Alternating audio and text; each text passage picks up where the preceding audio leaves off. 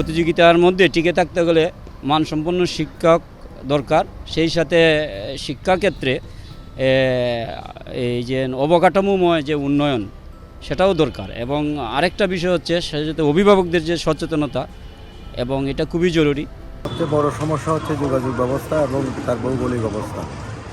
এইখানে সরকারের যে নীতিমালা রয়েছে সেই নীতিমালা অনুযায়ী এখানে একটা প্রতিষ্ঠান করতে যেসব ক্রাইটেরিয়ার প্রয়োজন হয় বাংলাদেশের অন্যান্য জেলাতে সেটা দরকার পড়ে না।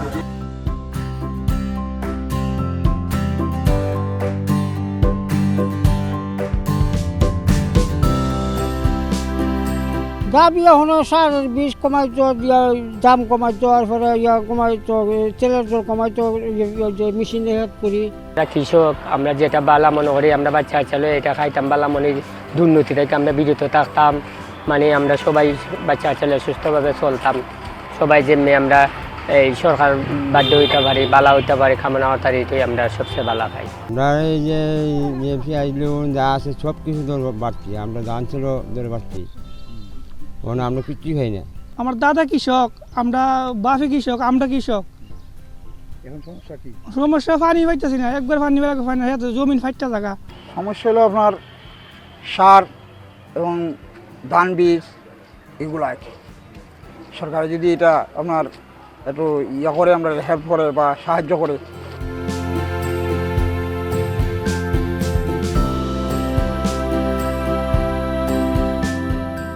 দুর্নীতিমুক্ত বাংলাদেশ চাই, যে বাংলাদেশে যাতে এই দুর্নীতি, ছিনতাই, রাহাজানি, লুটপাট এগুলা না হয়।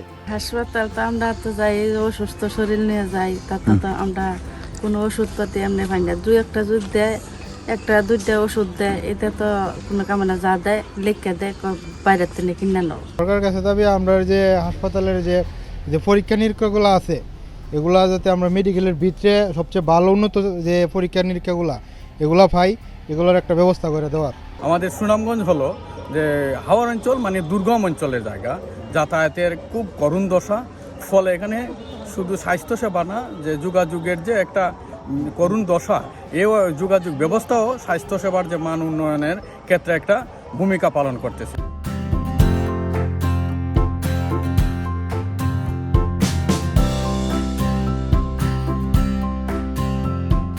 এলাকার যে রাস্তাগুলো রয়েছে, ব্রিজ কালভার রয়েছে, এগুলা যদি বাই হয় তাহলে আমরা সুন্দর মতে চলতে পারবো। আমরা সিএনজি চালায় ভাত খাই, একটি মারলে আর একটি মারতে পারি না। গ্যাসের সমস্যা লাগে, গ্যাসটা যদি ক্লিয়ার হয় এই আমরা চলতে পারবো, বালা টিপ দুইটা বলর মারতে পারবো, রুজি আদা করতে পারবো, এটাই আমার প্রত্যাশা। দুইটা গ্যাস পাম্পে সিএনজি কভার করতে পারে না, ওই কারণে আর একটা গ্যাস পাম্প হইলে তো ড্রাইভারগুলো ঠিক মতো গাড়ি চালাতে পারবো, দুর্ঘটনার হাত থেকে সিএনজি গুলা বাঁচবো। যেভাবেই হোক আমাদের সাথে যেতে সুনামগঞ্জ জেলা এবং উপজেলা আমাদের সমন্বয় করে জেলার সাথে আমাদের চলতে পারি, আমাদের বিভাগের সাথে একটা অন্তর্ভুক্তি করতে পারি। আমাদের এটাই হলো আমাদের সবচেয়ে বড় দাবি।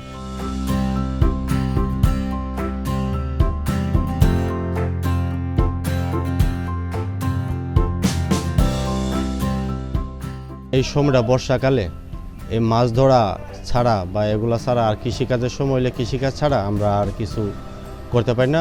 হাজার হাজার মানুষ বেকার থাকে ওই সময়, এগুলোর আমরা একটা নিরসন চাই।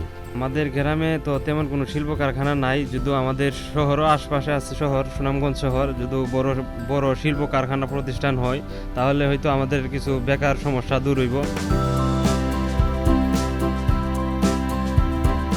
সীমান্তবর্তী এলাকা হওয়াতে এটা যে মানে সুনামগঞ্জে এটা রমরমা একটা প্রভাব আছে, এটার প্রতি একটা আইনের একটা সজাগ দৃষ্টিকোণ থাকাটা জরুরি। আমরা চাই যে যে নতুন নির্বাচিত সরকার আসবে, তারুণ্যনির্ভর একটা সরকার আসবে, এবং এই নির্বাচিত সরকারের প্রথম পদক্ষেপ থাকবে যে মাদক মুক্ত সমাজ।